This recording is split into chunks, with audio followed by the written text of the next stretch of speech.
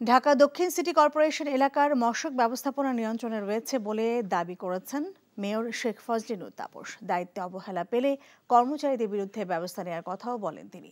সকালে রাজধানী কলাবাগান এলাকায় পান্থকুঞ্জ পার্ক পরিদর্শন শেষে সাংবাদিকদের সব কথা বলেন তিনি। ডেঙ্গু মৌসুম সামনে রেখে ঢাকা দক্ষিণ সিটি কর্পোরেশন প্রস্তুতি সম্পন্ন করেছে বলেও দাবি করেন মেয়র। এ সময় তিনি আরও জানান, বর্ষা মৌসুমে জলাবদ্ধতা নিরসনে সর্বোচ্চ গুরুত্ব দেওয়া হচ্ছে। কাল দুপুরে বসে যে ফাইলটা দিছিল ওটা রেডি হইছে?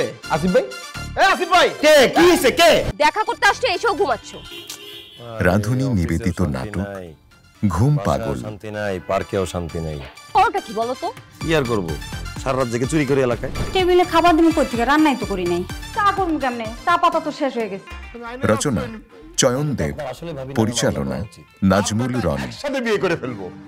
আপনি এই বয়সে বিয়ে করতে পারবেন না বলছি, মানে পারবেন না। আসিফ, তুমি আমার সাথে দেখবেন সপ্তম দিন বাংলাদেশ সময় রাত 9:15 এবং নিউ ইয়র্ক স্থানীয় সময় সকাল 11:15 এনটিভিতে।